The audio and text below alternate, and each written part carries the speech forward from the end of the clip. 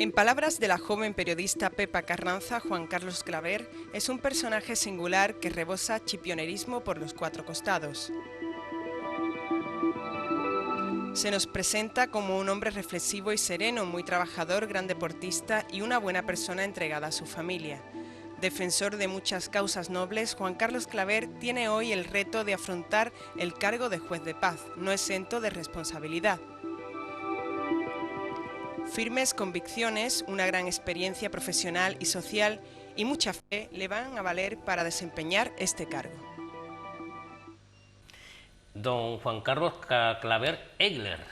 Sí, señor. Me imagino que en Chipiona la única familia que tiene, bueno, Claver seguro y Egler son dos apellidos que no se repiten en Chipiona, nada más que el mismo núcleo familiar, ¿no? Solo nuestro núcleo familiar, porque nuestro asentamiento en Chipiona proviene de nuestros abuelos, que vinieron cada uno en su profesión. El padre de mi padre se llevó aquí 30 o 40 años en la Guardia Civil, como sabéis, y el padre de mi madre pues era don Carlos Escles, el de la luz, el de la Compañía Sevillana de Electricidad. Por cierto, su abuelo creo que tenía una anécdota sobre los nombres de las personas, concretamente de todas aquellas personas que se llamaban Juan. ¿Qué opinión tenía Era un sobre homónimo. Mi abuelo es que era, aparte de un hombre muy ilustrado, era una persona que le gustaba mucho la lectura, mi abuelo Juan, y era un hombre muy socarrón, muy buena persona y muy satírico. Entonces él decía que los Juanes, que todos los Juanes eran una palabrota que decimos nosotros aquí, pero vamos, en el sentido... Yo se lo voy a decir porque ya usted en su nuevo cargo lo ha permitido. Mamá hostia. Efectivamente, efectivamente. Salvaba a dos de la localidad, que Sí. decía que eran personas ilustres y preclaras y que eso no entraban. ¿A quién salvaba? Que eran las firmas, ¿cómo se llama esto? Que eran las excepciones que confirmaban la regla, ¿no? Ahora mismo realmente eran nombres No de se aquellos acuerda. tiempos, no me acuerdo. ¿Dónde recibe Juan Carlos Claver su primera educación? ¿En el Colegio de los Franciscanos? Pues en el Colegio de los Franciscanos terminé mi educación cuando estudiaba bachillerato por libre. Yo comencé en la escuela de Las Palmeras, donde está ahora la delegación de la mujer, ahí en la calle Larga, con don Antonio Peña Díaz. Ahí había dos clases, una era de don Antonio Peña Díaz y la otra de don Javier Fernández Azuar. Y ya luego... Ahí estuve yo pues hasta que tuve 10 años, 11 años.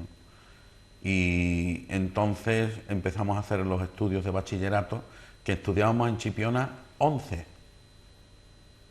muchachos. igual que hoy. Igual que hoy. 11 muchachos comenzamos a prepararnos para el ingreso, también a través de estos maestros que venían aquí y que después nos daban clases particulares, porque el estudio era muy diferente. Tan solamente existía el Instituto Padre Luis Coloma de Jerez de la Frontera, que cogía toda la zona sur de la provincia de Cádiz. Todo el mundo tenía que ir a matricularse por libre. Entonces te daban los libros de texto, tú te preparabas la asignatura con estos profesores particulares que habitualmente eran los maestros de escuela de aquí, la gente más, me acuerdo que en un principio pues empezamos esto de ingreso con don Ricardo García Díaz. Don Raimundo López de la Oliva, que era un señor que vivía allí en Regla, justo en la callecita que baja para el Gato, Pepe Puente, mi querido amigo Pepe, venía un chavalito, nos daba matemáticas en la pensión Rocío, que era donde vivía él entonces, y en una de las habitaciones de invierno que estaba vacía y nos daba clases. Y así fuimos haciendo los primeros años del bachillerato hasta que ya se abrieron las escuelas Virgen de Regla y ya nos fuimos, el grupo de 11 nos fuimos, hombre, porque ya allí estábamos centrados con todos los profesores y eso, y dábamos todos los temas dentro de la escuela. Yo tuve también una gran suerte y el grupo nuestro, los 2 últimos años cuando preparamos cuarto y reválida de cuarto, que entonces se hacía, pues dábamos, fíjate qué asignatura, matemática, latín y gramática española, que entonces era literatura y gramática española, con Fray Baldomero González en su celda. Fray Baldomero con más de 90 años, postrado en su cama porque no se podía levantar, y nosotros íbamos a las 12, dábamos clase con él de 12 a 1:30, todos los días. Es una labor docente. Postrado en su cama, y los 11 nos sentábamos alrededor de la cama en la enfermería y dábamos con él las 3 asignaturas estas que te digo. Por cierto, diciendo un inciso, hay que felicitarle por su reciente nombramiento como juez de paz, pero sobre ello hablaremos más adelante a lo largo de esta entrevista. Muy bien, muchas gracias.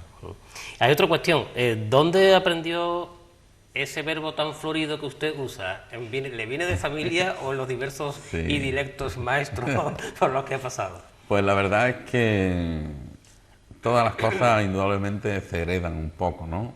Va en la genética, porque ya te digo que a mi abuelo Juan, que fue con el abuelo que yo más tiempo traté, aunque se murió también, yo tenía 14 años cuando él murió, era un hombre que le gustaba mucho la poesía, de hecho compuso algunas cosas, y le gustaba mucho leer, le gustaba mucho cultivarse.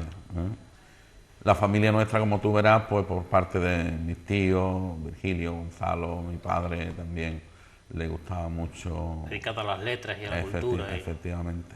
Y además, estos bachilleres que se hacían entonces, yo digo que eran realmente unas adquisiciones de cultura tremendas, tremendas.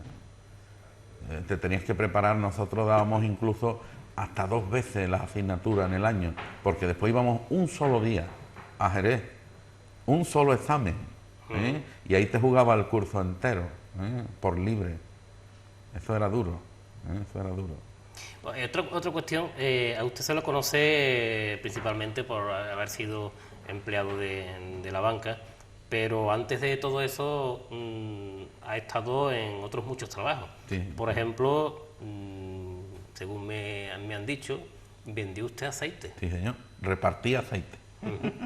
¿Cómo era eso de vender aceite X? La X, aceite la X, sí, señor, de Roberto Ximénez Tamplín, por eso lo de la X. Pues verá, yo desde siempre me ha gustado que, hombre, mi padre lógicamente me sufragaba los estudios y me pagaba los profesores y las matrículas y toda esa serie de cosas. Pero a mí nunca me gustó pedirle dinero a mi padre. Yo nunca le pedí dinero a mi padre. Desde que tenía 14 años, me acuerdo que me partí este brazo, y me lo tuvieron que escayolar, tuve 6 meses, entonces mi padre tenía un taxi, entonces era taxista, y la parada de taxi estaba justamente en la esquina del Bar Paquito. Exactamente. Ahí se reunían ellos, la zona era Bar de Franchi y Bar Paquito, que entonces estaban abiertos todo el año. ¿Qué tenía? ¿Un 1500? Un 1500, amarillo. sí, de color cremita, sí, muy bonito, un coche muy bonito para aquella época. Y allí estaba también el almacén de aceite, que está justamente en los arcos estos donde ahora tienen una tienda, un bazar, creo que es de Joaquín Cordero, que lo tiene alquilado, uno de estos, un bazar, ¿no? Pues justamente esa zona que entraba hasta la bodega de Caballero era el almacén de aceite, Entonces, en una historia, los aceites se envasaban allí, venían en bidones, se tenía que ir por los aceites a las almazaras de aquí, de la zona de Sevilla, y teníamos un Land Rover, digo en general, tenía un Land Rover que era el único que había en Chipiona, que era para ir por el aceite, para repartir todo esto. Y entonces, pues, mi querido amigo Manuel Pérez Lorenzo, Don Nini, era el encargado del almacén. Entonces, claro, como yo ya era un muchachito que me iba a mis estudios y mis cosas, pues con mi escayola en el brazo, vente conmigo en el Land Rover, que vamos a llevar unos aceites y tal, vamos a repartir. Yo iba a rellenar los libros de factura, los albaranes y tal. Y cuando ya me puse bien del brazo, pues él tenía ya mucho trabajo y dice, ¿por qué no te buscas una bicicleta y te quedas ya por aquí y repartes conmigo aceite? Y entonces daban propinillas a los de las tiendas y tal. Y siempre tenía yo mi bolsillito con mis propinas y mi tema. Estudiaba y en los tiempos libres a repartir aceite en la bicicleta. Y después con un carrito enganchado atrás, como estaban las calles entonces, ¿sabes? Se me pusieron las piernas como las tengo, así, ¿sabes? De darle a la bicicleta. ¿Y ha sido usted también albañil? Sí, señor. Cuando ya terminé el bachiller, los tiempos que corrían eran tiempos donde España estaba empezando a levantarse, y yo siempre pienso que se levantan los países y las personas con el trabajo, no es con otra cosa. Simplemente el trabajo es el fruto de que eso se consiga. Pues los tiempos corrían de manera un poco especial, había pocas, como dicen aquí, pocos posibles. Y entonces mi tío José Cebrián, el piano, tenía con su hermano Alfonso una incipiente empresita de construcciones, y a los 17 años me fui con él a trabajar. Él nunca quiso que yo ostentara prerrogativas, el sobrino del dueño, tal, y yo empecé a trabajar de peón. Con decirte que los 6 primeros meses nos llevamos haciendo la primera casita que hay en el Pinar, que entonces fue el bar de Dorita, que ahora no sé qué es de un particular, una casita, y nos llevamos mes y medio rellenándola con un carrillo y una pala, otro muchacho y yo. Este fue el primer trabajo. Ese fue el primer trabajo de albañil, sí. Pero claro, al evolucionar de los tiempos, a los 2 años por ahí, Alfonso dejó la sociedad con mi tío José, y mi tío José se hizo cargo de todos los temas. Ya a lo largo de estos 2 años, ya iba yo preparándole documentos para las obras, para esto, para lo otro.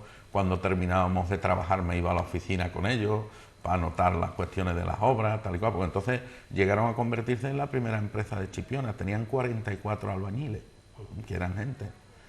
Y ya cuando Alfonso dejó la sociedad con él, pues me dice mi tío, sobrino, nos tenemos que hacer nosotros cargo del cotarro totalmente. Bueno, pues nada, adelante.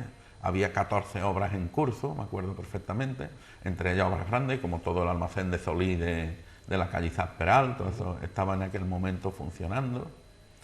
Y muchas casitas, chalés, las cosas que se hacían la gente del campo entonces, y algún que otro pupilo que le encargaba su chalecito y tal.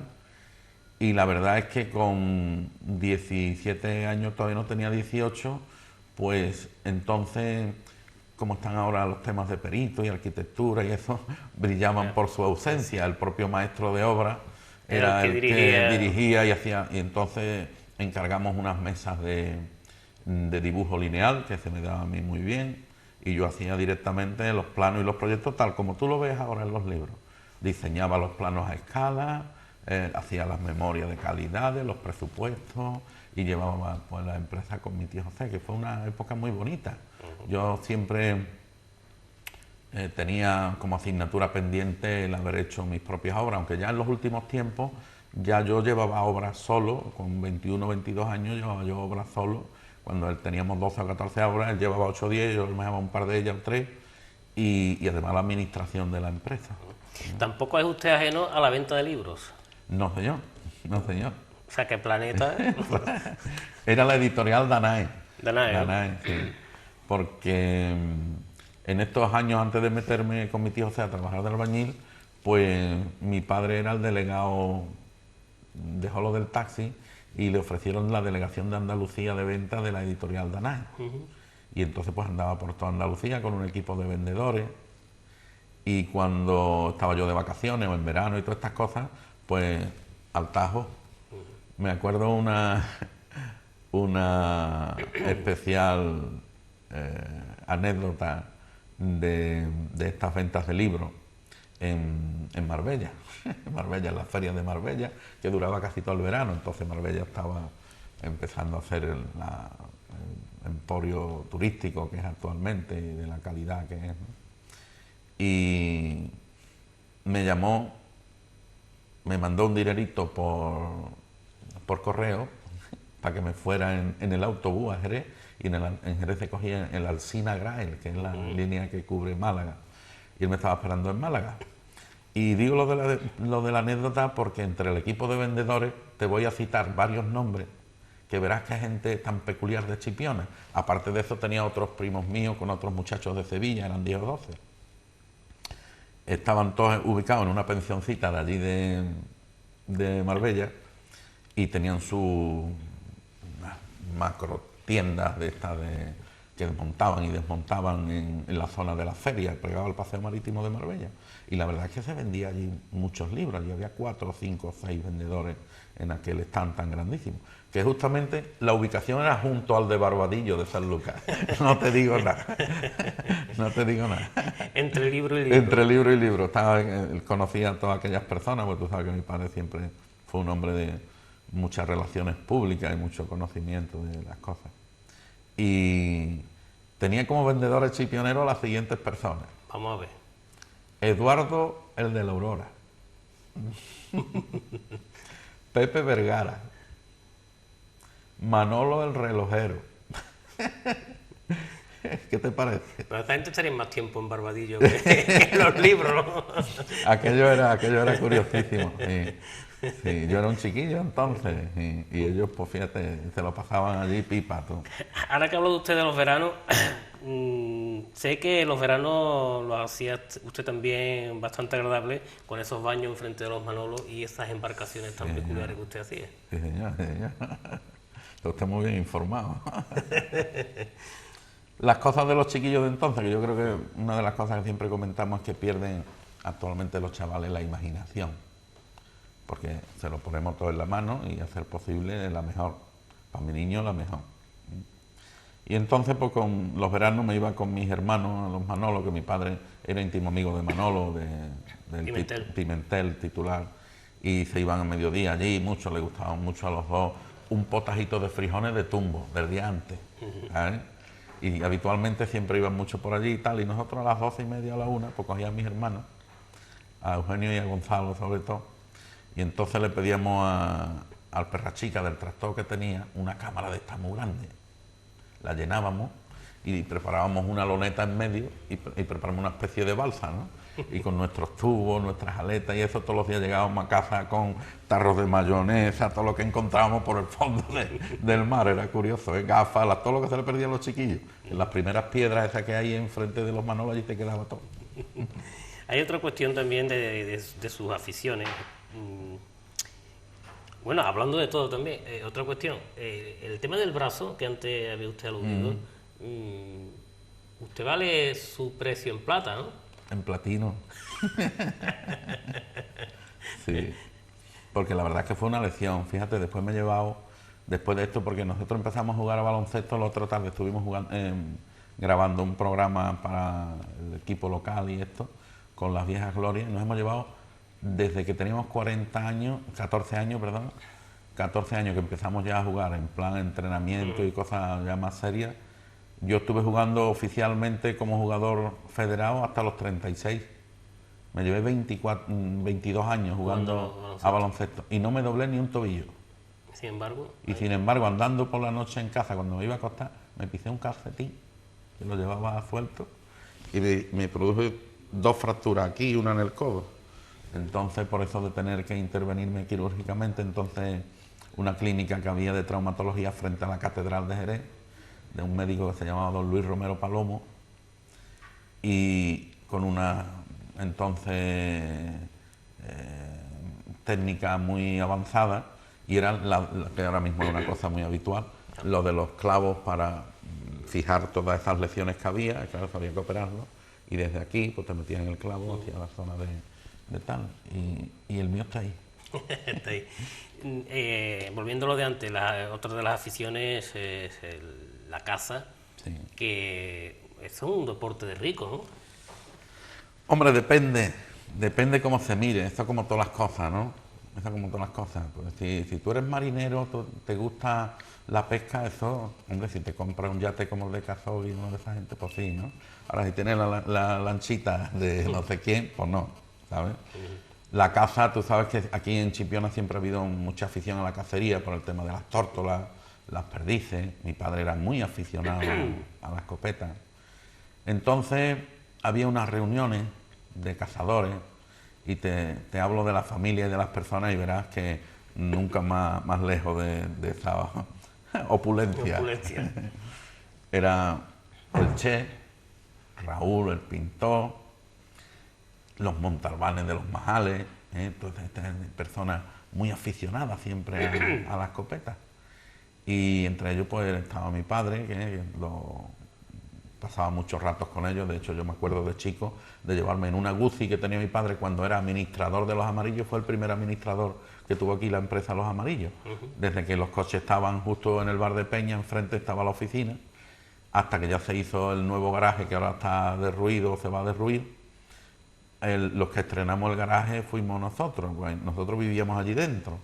Yo nací en la Casa de la Luz, que es la esquina esta frente al bar de Peña, pero mis hermanos, por lo menos 3 que yo me acuerde, María del Carmen, Eugenio y Gonzalo, creo que nacieron en Los Amarillos, en la casa interior que tenía el administrador allí. Entonces mi padre iba con una Guzzi que tenía después de despachar el coche de las 6 de la mañana.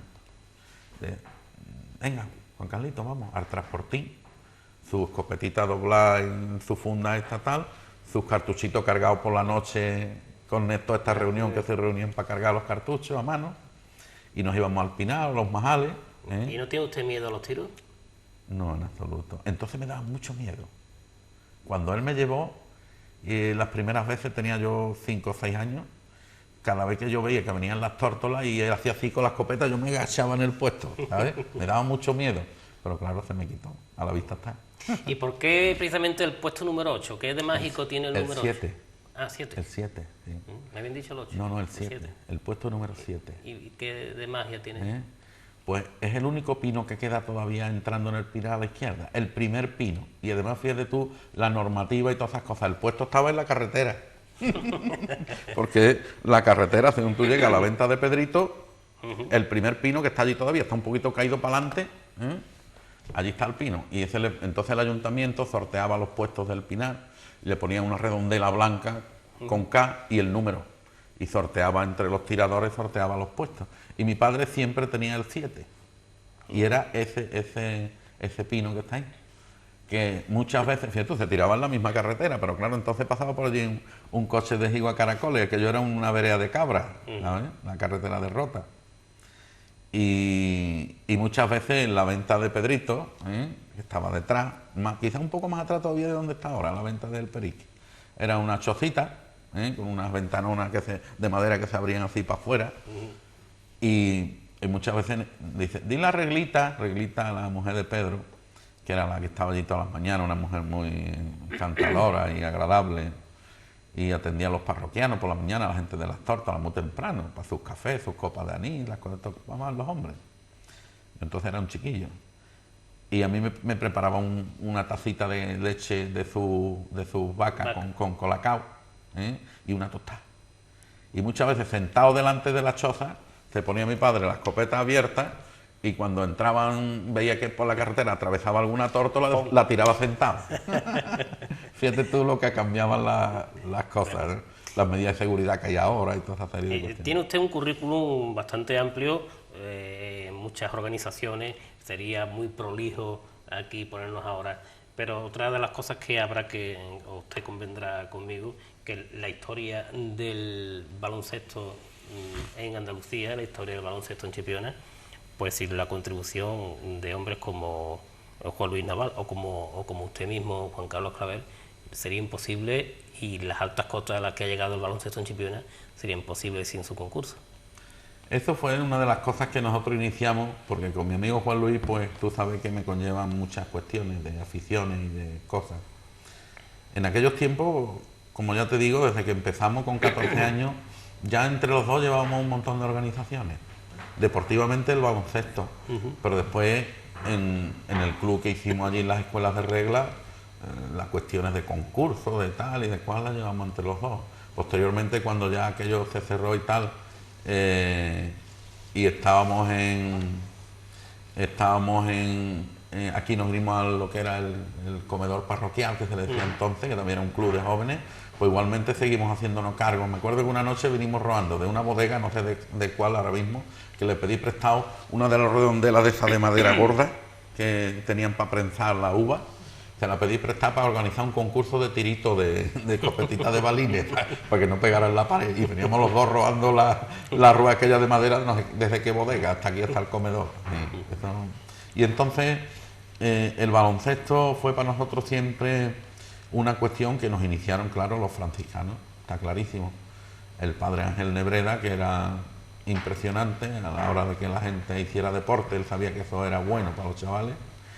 Le gustó mucho el baloncesto, de hecho llevó al colegio de los franciscanos a altas cotas dentro de las competiciones escolares de aquellos tiempos, que ya era difícil, con los colegios de La Salle, de Cádiz, en fin, los colegios importantes, y Fray Antonio Alcalde, que era un enamorado, nos conseguía libros, fue nombrado delegado por la Federación Española en Chipiona de baloncesto, Fray Antonio Alcalde. Y entonces, pues como se empiezan todas las cosas, yo siempre le digo a la gente, en todos los sitios estos donde tú bien dices que estoy y tal, que nunca se pueden perder las raíces, porque si se pierden las raíces, se pierde el origen de las cosas y el porqué. Entonces es como un ídolo con los pies de barro, se cae en cualquier momento. Esto tenía unas raíces muy profundas, ¿sabes? Desde mi abuela Concha, que nos cosía las letritas en las camisetas, nosotros recortando letritas con un hule de plástico blanco, porque entonces no había lo de ahora, de venga, la camiseta tal, la cual, la serigrafía, eso no existía. Y ella nos cosía a máquina las letritas, Juventud de Regla, Chipiona, tal. Pues desde entonces, que nosotros mismos repellábamos muchas veces los baches de la pista. La pintábamos de noche con pintura americana que andaba por allí por algún sitio y nosotros sabíamos dónde estaba. Pues así es como se hacían las cosas entonces. Las bombillas metían en medio de los árboles, entrenábamos de noche. Muchas veces las narices las teníamos fatadas porque se veía poco y el balón venía muy ligero. ¿Sabes?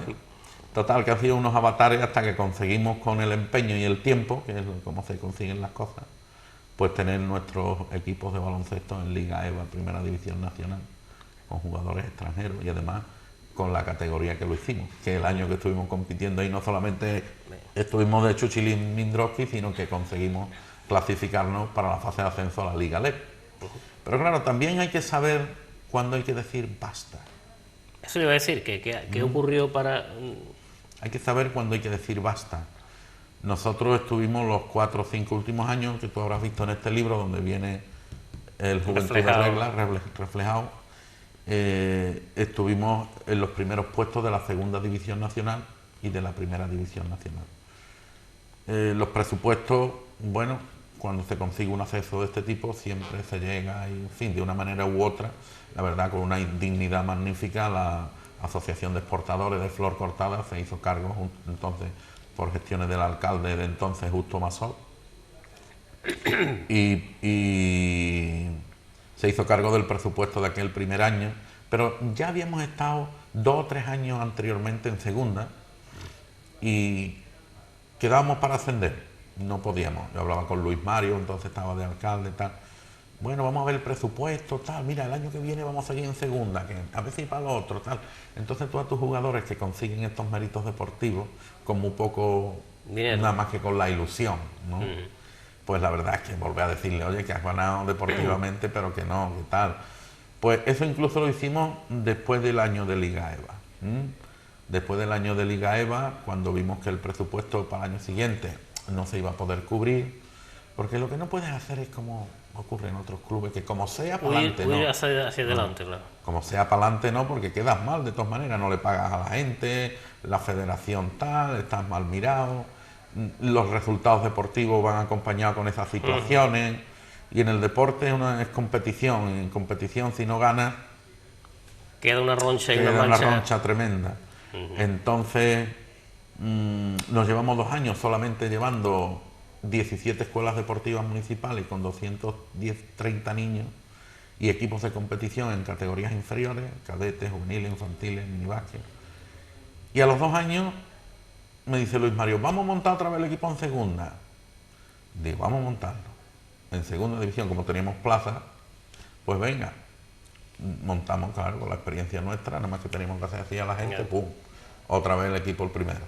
Ascender. Hombre, que no sé qué, ya el segundo año le digo, mira, si ya este año ya no puedo seguir en esto porque ya mi gente estamos en un nivel que ya yo no... se puede ir para si atrás. Este año no aprovechamos el ascenso, pues ascendimos de nuevo, no había posibilidades, entonces pues yo presenté en ese momento al ayuntamiento le dije, bueno, pues hasta aquí he llegado yo con mi gestión en el baloncesto.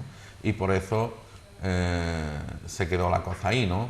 Bien era sabido que los muchachos estaban ya ahí preparando y preparados para llevar las categorías inferiores, para llevar como lo están haciendo, ¿eh? Muy bien, por cierto, porque el viernes, como te comentaba antes, estuve en una cena en San Fernando que le hizo la Federación Gaditana a Ángel Sánchez, que ha sido durante muchísimos años el presidente del Colegio Nacional de Árbitros. Estaba don Ernesto Seguro de Luna, el presidente perpetuo de la Federación Española de Baloncesto, y todas las personas. Parecía que estábamos viendo en un partido de primera división. Estaban ahí todos los árbitros de ACB, estaba viendo la televisión. Y entonces me estaban reconociendo en la federación actualmente que dentro de las categorías inferiores que lleva el Club de Baloncesto de Chipiona, que se está mejorando muchísimo y que se están consiguiendo cuotas bastante altas en cuanto a estas competiciones. O sea que los chavales dentro de donde se están moviendo lo están haciendo muy bien. El otro día estuvimos grabando unos spots porque es bueno que esto prolifere, porque tiene raíces, y con las raíces el ídolo no se va a caer nunca cuando se llegue a ídolo. Otra cosa que tiene muchas raíces bastante arraigadas y que usted también compatibiliza entre sus aficiones y creencias, es la Hermandad del Pinar, de la que es usted hermano mayor, y que, bueno, lo tenemos ya a la vuelta de la esquina con el pregón correspondiente y las celebraciones correspondientes. Sí, lo de la Hermandad del Pinar, como sabe, también mi tío Gonzalo es una persona que ha estado ahí desde prácticamente su fundación. A los pocos años ya estaba él como mayordomo, y del mayordomo sigue porque él quiere ese cargo, no quiere otro, y siempre he estado colaborando con la hermandad, como tú sabes, en todas sus versas, en todas sus cuestiones lúdicas, ¿no? Hasta hace 4 años anteriormente, con la última etapa de mandato de Antonio Dorante como hermano mayor, que ya me dice, bueno, pues te voy a nombrar secretario porque, hombre, por lo menos que tenga un cargo en la Junta.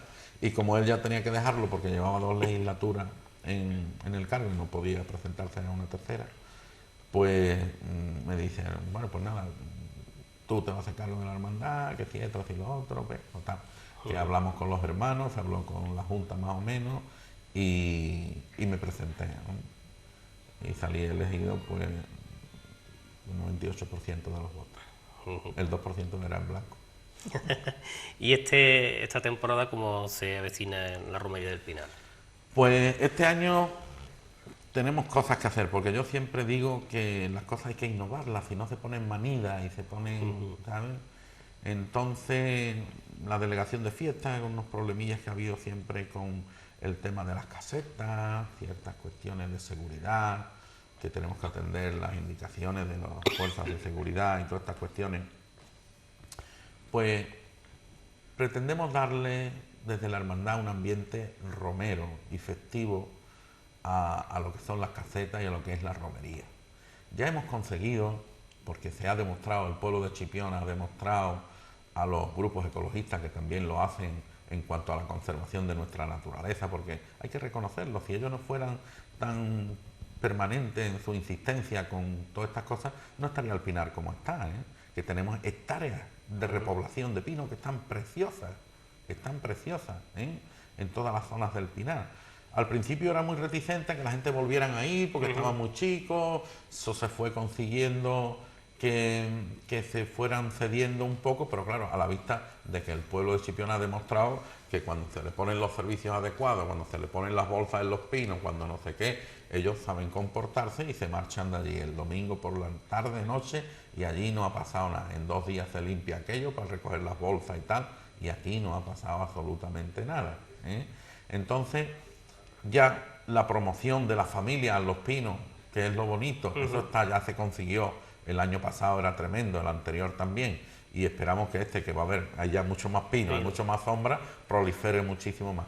Pero la hermandad quiere darle a lo que es el tema caseta, al tema festivo, un ambiente romero, un ambiente, porque entendemos que si es una romería, no debe perder la esencia de este tema, ¿no? Entonces, los chavales indudablemente, con sus novias, lo que pretendemos es que estén allí todos, pero ellas vestidas de gitana y ellos bailando una sevillana y tomándose una copita y una tapa con su padre en un velador de una casetita de allí de tipo de ambiente familiar.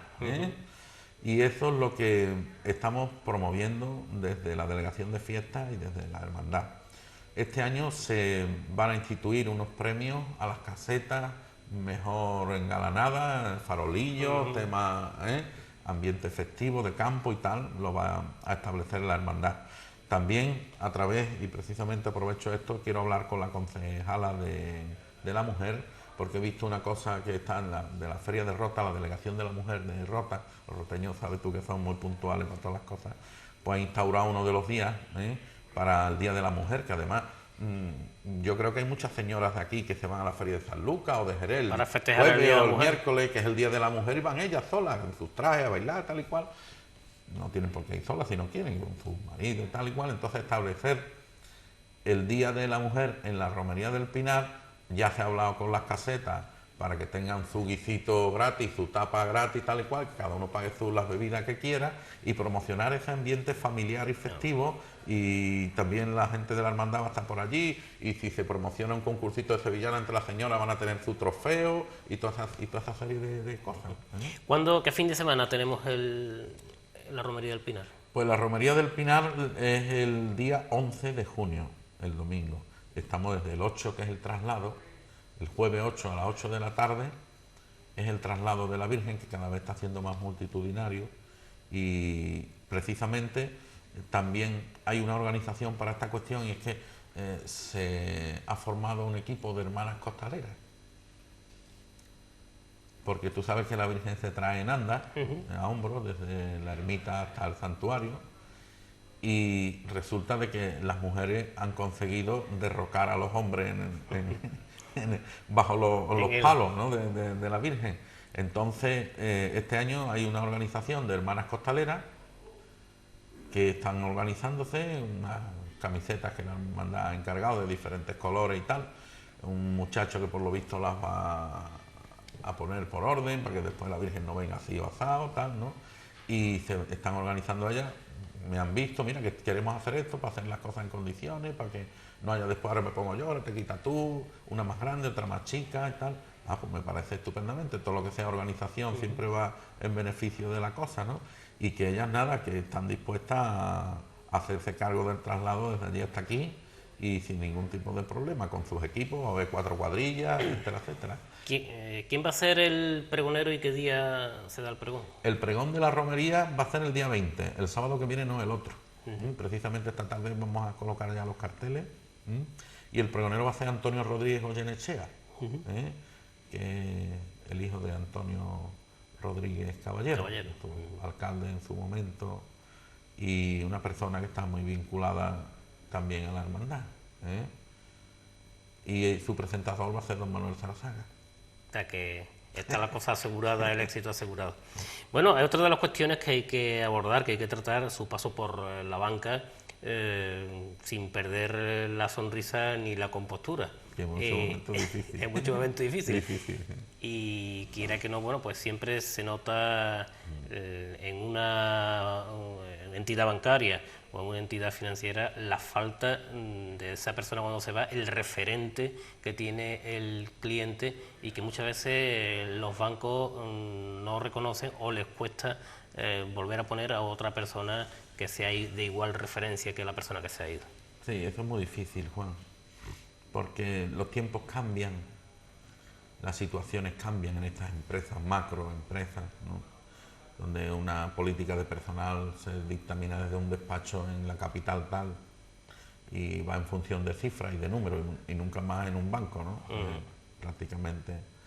Entonces yo he conseguido uno de los hitos también en la banca, y es llevarme 28 años de técnico directivo en la misma oficina. Eso es muy difícil, prácticamente casi imposible, porque tú sabes que los técnicos directivos cada 4 años, 3, 4, 5 años lo están cambiando. ¿Por qué? Porque además es verdad, los presupuestos, el estrés por conseguir esa cifra un año, y como al año siguiente es el porcentaje de lo que has conseguido más, el otro más, pues la verdad es que eso quema mucho a las personas, ¿no? y entonces pues lo tienen que cambiar y decir, bueno, pues aquí has terminado y empiezas en otro lado. Ya parece que eso es como, empieza aquí de cero. Entonces, llevarte 28 años de técnico directivo en una misma oficina es muy difícil. Pero para mí, como tú decías antes, yo conozco a toda la gente de Chipiona. La gente de Chipiona las aprecio mucho, creo que es recíproco. La gente saben cuándo tienen que llegar a los sitios y cómo tienen que llegar cuando está la persona que los va a atender y que va a atenderlos como personas, no como número, no como cifra. Que esa creo que es la diferencia que hay. a la que tú te referías, ¿no? Cuando yo veía a una persona que entraba por la puerta, yo ya sabía lo que quería. Me equivocaba muy poco, a lo mejor 20.000 duros arriba o abajo. ¿Sabes lo que te digo? O cuál era su problemática de ese momento. Y yo sabía puntualmente cuál iba a ser su reacción. Porque aquí, un pueblo muy chico, nos conocemos todos. Y sabemos, hombre, no te puedes equivocar porque el dinero no es tuyo. Exactamente. Entonces tú tienes unos límites para trabajar. Pero tú, si eres un poquito avispado en este tema, sabes cuál es el listón de cada uno. Y además conociendo a las personas. A este le puedo dar hasta tanto. A este le puedo dar hasta tanto. Aunque después los papeles no cubrieran, pero tú sabías que la persona era capaz de responder hasta esas cantidades. Y te voy a decir una cosa, Juan, lo comentaba el otro día con los compañeros de ahora del juzgado, que hombre, un técnico, interventor, directivo, 28 años en una entidad dando préstamos, atendiendo a gente con muchas cosas, cuestiones de dinero. Qué raro es que no haya tenido que estar en un juzgado reclamando cantidades. No he ido ni una vez. Hay que tener habilidad. Ni una. No ha entrado de mis clientes en unas cuentas que son las preocupantes de la oficina, que se llaman cuentas de mora, de los morosos. No he contabilizado cantidades de mis clientes nunca en estas cuentas. ¿Sabes lo que te digo? Y, hombre, lo digo con orgullo porque creo que después de 28 años poder decir eso. Y por eso mi empresa pues me ha tratado tan bien.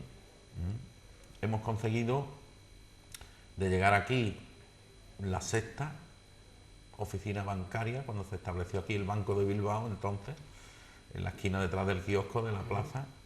Éramos 3 personas, Rafael Naval, que venía como director, yo como jefe de organización y control, que se llamaba entonces, y un empleado de caja, lo mínimo que se despacha en una entidad, a conseguir hacerla la primera entidad de Chipiona, con 9 personas de plantilla, que eso ya es una oficina grande, categoría casi B del banco, y eso, bueno, pues también me cabe el orgullo de decir que has participado. he sido el nexo de unión entre todos esos tiempos, para que cuando viniera uno, se cambiara otro, pues no se notara para nada. Para nada. Otra cuestión, ha nombrado usted el juzgado de paro, los nuevos compañeros. ¿Ha pasado usted de ser el posible candidato del Partido Popular en las próximas elecciones municipales a ser elegido juez de paz directamente por el Tribunal Superior de Justicia de Andalucía por sus máximas instancias? ¿Qué es un juez de paz? ¿Para qué sirve? Y cómo ha sido ese proceso de selección que ha causado también un poquito de polémica política. Bueno, es que verá, hay cuestiones, el otro día se lo decía yo a mi familia, ¿no? Cuando las personas adquieren una dimensión, una relevancia, vamos a darle esta palabra, aunque pudiera parecer un poco pretenciosa, pero cuando se establece el criterio de las personas y se habla de cualquier asunto, y hay, aunque haya 6 o 7 u 8 personas, dice, ahí se hace lo que diga ese. Hombre, aquí somos 8 personas, pero las personas dicen, no, ahí son 8, pero se va a hacer lo que tú digas. Caramba, algunas veces eso es así y otras veces no es así. A ver lo que te digo. ¿Qué ocurre con estas cuestiones? Que bueno, las personas actualmente en Chipiona con el tema de la política, pues tú sabes que se acercan las elecciones, todo el mundo pendiente de esta cuestión. Ya en las elecciones anteriores también estuvieron diciendo que yo podía ser el candidato ideal del Partido Popular, o sea, no de este, de aquel ni del otro, sino del Partido Popular. Ya te encasillan en su sitio, porque yo no estoy afiliado a ningún partido político. Si yo fuera afiliado no podría ser el juez hoy de Chipiona, ¿sabes lo que te digo? No estoy afiliado a ningún partido político. Entonces, ¿qué es lo que ocurre? Que bueno, tú sabes a lo largo de este currículum de cosas, de todos estos temas, que siempre he estado preocupado y haciendo cosas por mi pueblo y trabajando de forma totalmente altruista en 20 o 30 cargos que he llevado a lo largo de estos montón de años, que soy una persona vinculada, aunque quieran, cuando me decían estas personas que hablaban conmigo, y hombre, es que yo como que la política no me veo en política. Dice que tú no te ves en política, tú eres el mayor político de Chipiona. Si estás aquí, estás allí, estás en esto, en lo otro, asociaciones. Pero hombre, pero no estoy en la política directamente. Dice, eso es hacer política de alguna forma, ¿no? Y tal. Yo no me veía en la situación actual, porque aparte de otras cosas, me gusta mucho analizar los temas, por deformación profesional de la banca, ¿verdad? Analizar las cuestiones. Y la verdad que quiero mucho a Chipiona, quiero mucho a mi pueblo y posibles deficiencias existentes en las cuestiones políticas. Quizás yo no es que vaya a ser mejor que nadie, sino que lo vaya a hacer de otra forma, porque las personas no es lo que se hace, sino cómo se hace, eso es lo importante. Pues me ha preocupado mucho el tema y yo incluso me lo he pensado en alguna ocasión de estar en una lista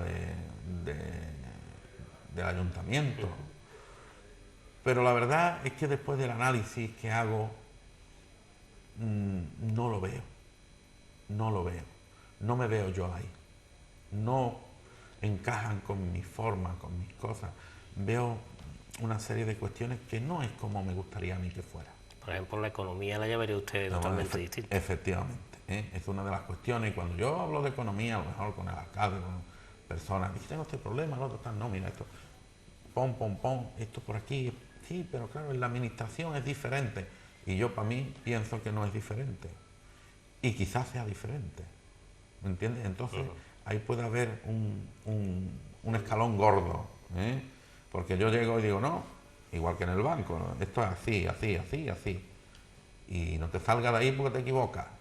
Pero claro, después empiezas, no, es que la asociación, es que hay que hacer esto porque tenemos esto.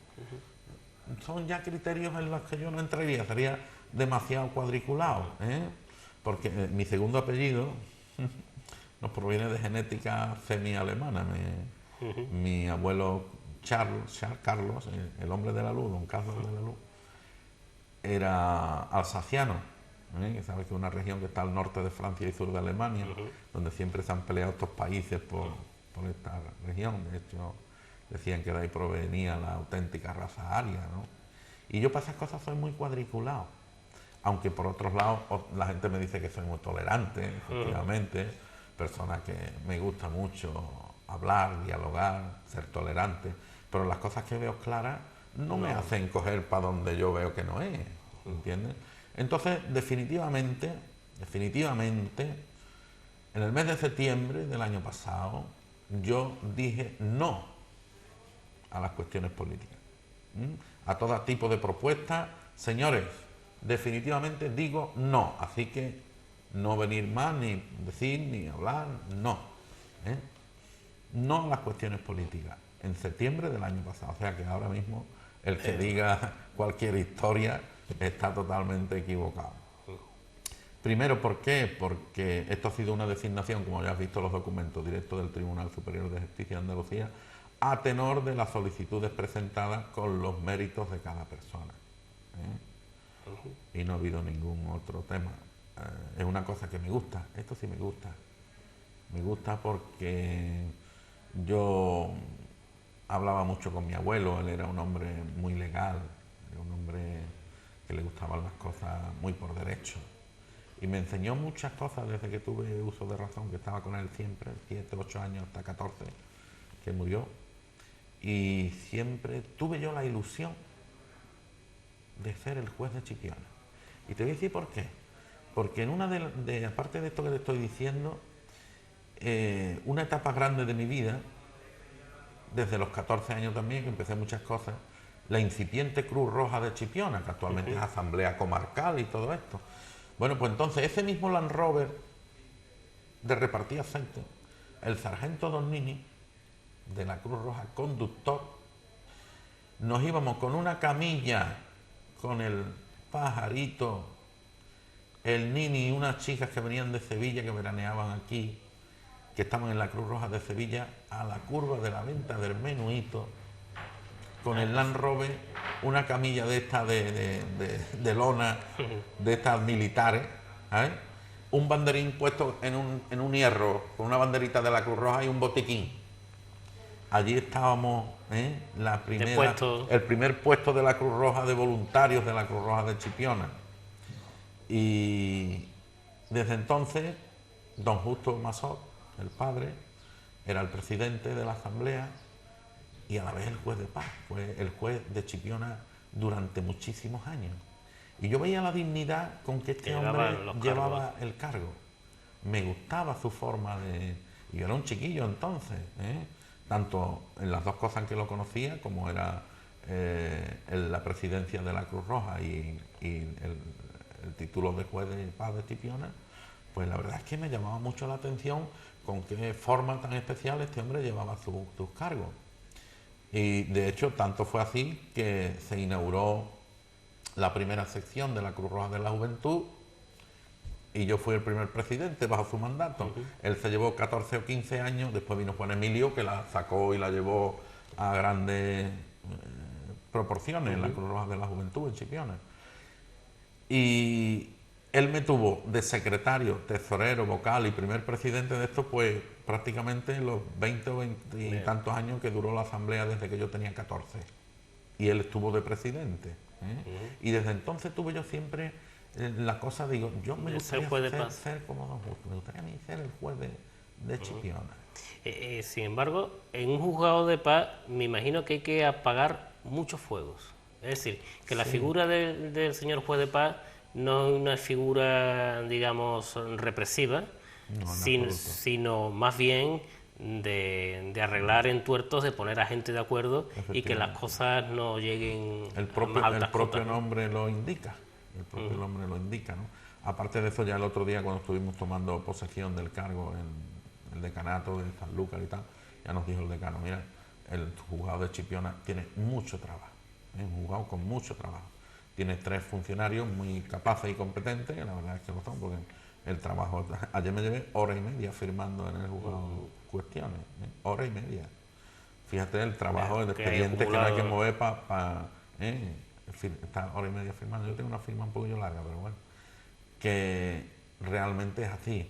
Y el trabajo del juzgado, bueno, los juicios de conciliación y de falta, pues lo que hay que procurar es que no pasen de aquí.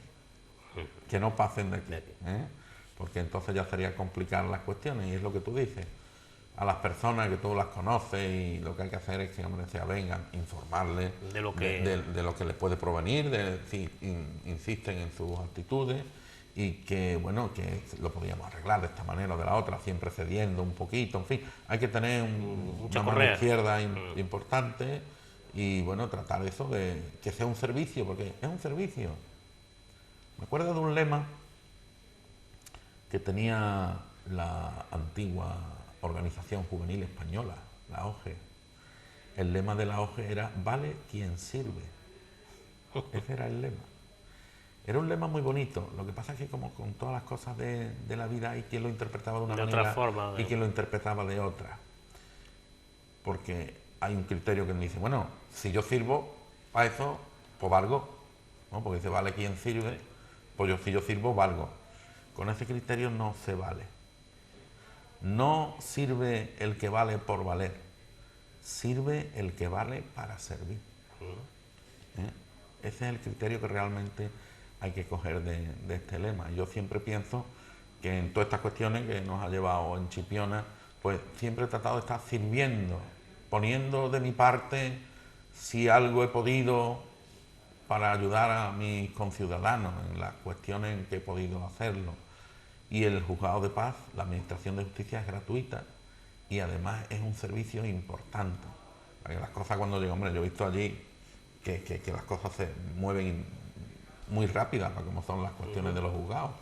Y entonces tratar de que eso siga siendo de esa manera y que el servicio de la justicia a nivel del juzgado de paz de Chipiona sea tan eficaz como hasta ahora está haciendo a los ciudadanos de Chipiona.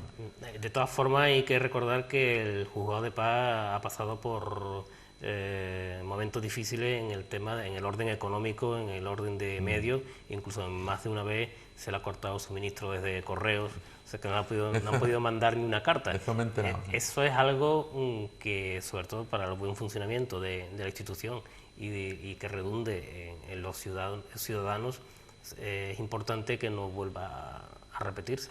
Yo pienso que no se va a repetir, porque sería denigrante que un ayuntamiento con un presupuesto como el que tiene el ayuntamiento de Chipiona, el mantenimiento de la luz, el teléfono, el correo del juzgado, porque hay que saber cómo funcionan las cosas. El juzgado de Chipiona depende en todas estas cuestiones del ayuntamiento. Es el que tiene que aportar tanto el papel para la fotocopiadora, el tóner, pagar los recibos de la luz, el teléfono, el correo, etcétera, etcétera. Los funcionarios eso los paga la Administración de Justicia, pero ese convenio es así. Entonces, si el Ayuntamiento de Chipiona, que este es un servicio que presta a sus ciudadanos también a través conveniado con la Administración de Justicia, pues con el presupuesto que tiene, si no hay para teléfono, para luz, para agua, para papel, para el juzgado, yo creo que eso, te puedo asegurar, Juan, te puedo asegurar que no va a ocurrir. Así te lo digo. Otra cuestión, y ya vamos finalizando. Entre todo este currículum, todo este devenir profesional y humano, ¿tienen usted tiempo de ejercer de abuelo? Sí, señor.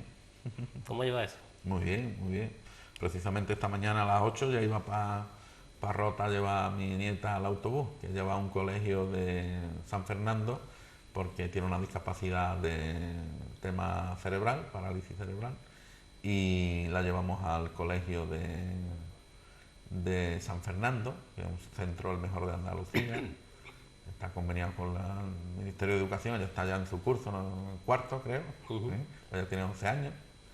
Está haciendo allí su educación básica, y estamos muy contentos porque es una chiquilla muy bonita, muy alegre, y que lo llevamos muy bien el tema, ¿no? ¿Se da usted cuenta que está usted dando un buen ejemplo? Bueno, es que yo creo que las cosas son como son, no son de otra manera. No son de otra manera. Muchas veces había personas, yo recuerdo, hay una doctora especialista en estas cuestiones en la provincia de Cádiz, para cuando se detectan casos de este tipo. Y yo recuerdo que cuando fuimos a hablar con ella a la clínica Puerta del Mar, a Cádiz, pues, claro, ella ya sabía el diagnóstico, entonces llegamos a hablar con ella, con mi hija, era joven entonces, tenía pues 10 años menos, 18, 19 años, y se quedó así como un poco, porque claro, decirle a toda una persona que tu hijo, tu nieto está en esta tesitura, eso tiene que ser para que lo tiene que decir, ¿no? Pero cuando empezamos a hablar, ella claro, experta en psicología y tal y cual, ya yo sabía que alguna cosa había que no iba bien, ¿no? Y empezamos a hablar y tal y cual, esto y lo otro.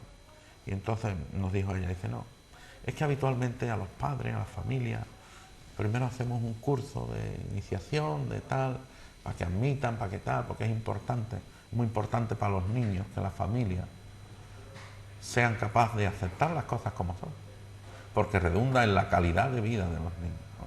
Estos niños, pues antes, tú sabes que están escondidos, que tal, nada más lejos de la realidad, ¿eh?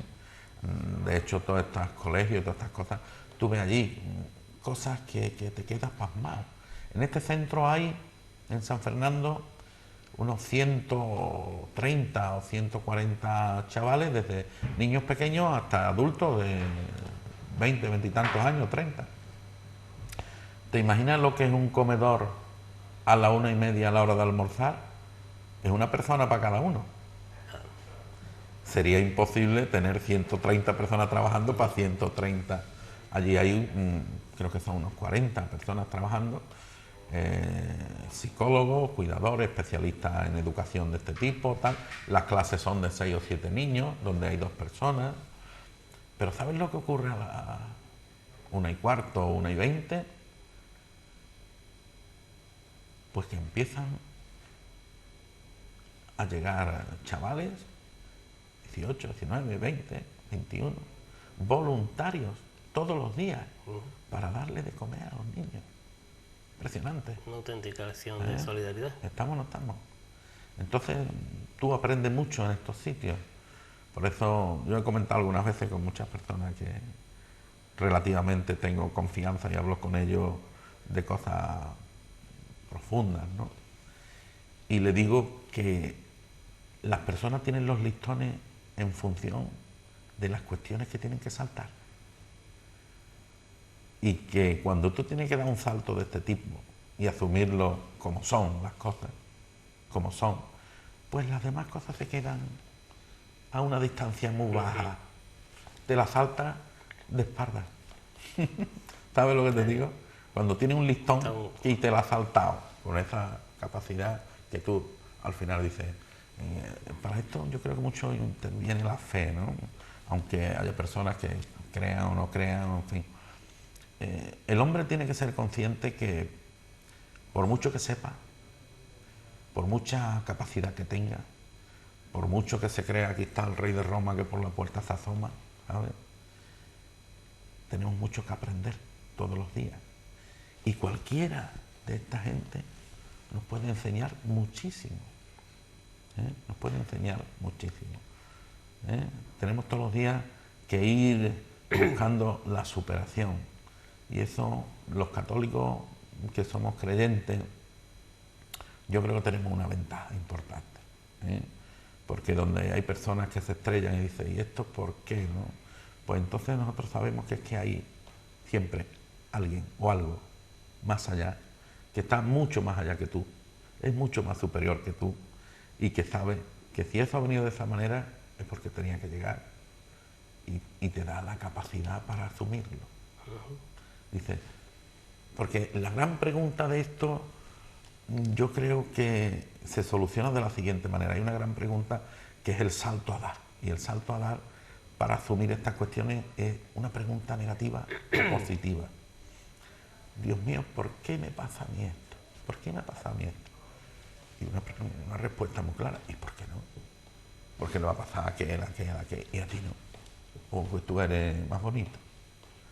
Entonces cuando tú lo asumes con esa entereza y esa respuesta rápida y clara en cuanto a la contestación, pues dices, no, es que a lo mejor hay alguien por ahí que sabe que yo estoy preparado para asumir y me la ha dado, pues venga para acá. Don Juan Carlos Claver, muchas gracias por ser tan cercano, felicitaciones por su nombramiento como juez de paz y las felicitaciones como amigo. Muchas gracias, don Juan. Gracias.